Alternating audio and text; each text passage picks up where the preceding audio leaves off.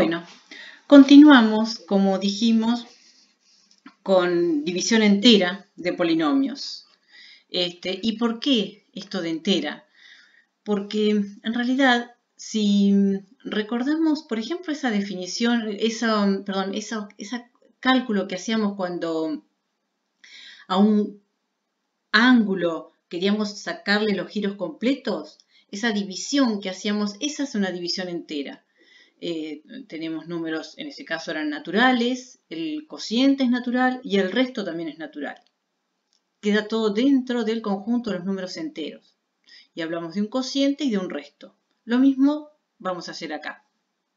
Vamos a tener dos polinomios. Tenemos un cociente, o sea, el cociente, y vamos a tener un polinomio que es un polinomio y un polinomio resto. De todos modos, ustedes también ya han visto división de polinomios, ya lo saben calcular. Y también observemos que no hablamos de cociente de polinomios, ¿sí? Esta división es una división entera, pero cocientes de polinomios o una fracción de polinomios no lo tenemos definido, ¿sí? No tiene sentido para nosotros. Bueno, entonces supongamos que tenemos dos polinomios, un polinomio A y un polinomio D, con coeficientes en K, tal que D es distinto de 0. Se puede demostrar, aunque no vamos a hacer la demostración, pero sí vamos a utilizar el resultado. Entonces sabemos que vale que existen únicos polinomios Q y R, también en el conjunto K de X, tales que al polinomio A lo podemos escribir como D por Q más R. Y en los números enteros, lo que pedimos a este resto es que sea mayor o igual que 0 y estrictamente menor que D o valor absoluto de D. En este caso, como los polinomios no tenemos definido un orden, entonces lo que pedimos es que o bien que el resto sea 0 o bien que el grado sea menor que el grado de D.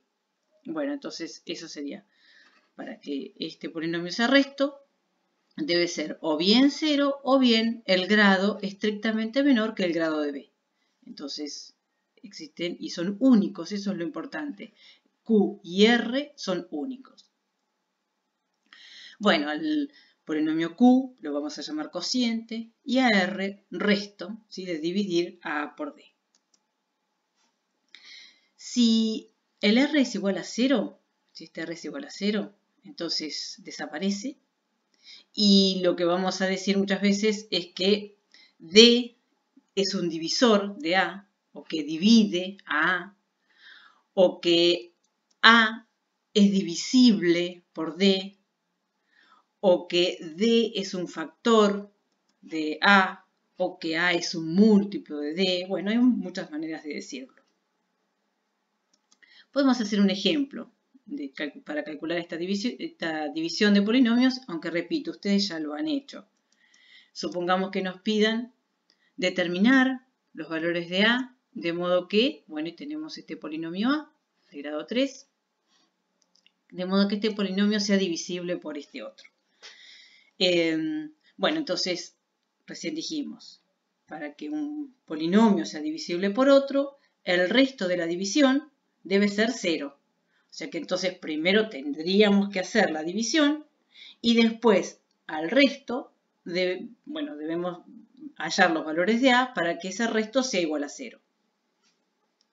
Bueno, entonces tendríamos que calcular A, la división de A por D. Bueno, lo hacemos, lo tenemos. Tenemos el polinomio A, el polinomio D. Acá tenemos x al cubo, x al cuadrado. Bueno, lo que deberíamos multiplicarlo por x para llegar a x al cubo. Entonces nos quedaría x por x al cuadrado, x al cubo, y x por 1, x, que lo pondríamos debajo de el término lineal. Bueno, entonces lo hacemos, los restamos, se nos cancela, queda 0, no lo escribimos. En este caso sería 3x al cuadrado menos 0, entonces 3x al cuadrado. Y acá nos quedaría a más 3 menos 1, o sea, a más 2 por x. y bajamos el a cuadrado menos 1, que es el término independiente. Ahora necesitaríamos 3. Si multiplicamos por 3, entonces tenemos 3x al cuadrado y acá nos quedaría 3. Y hacemos la resta. Bueno, entonces nos quedaría así. Quedaría 0. Acá sería a más 2 por x. Y en este caso sería a cuadrado menos 1 menos 3, o sea, a cuadrado menos 4. El resto es este. Entonces dijimos, para que a sea divisible por d, entonces el resto debe ser 0.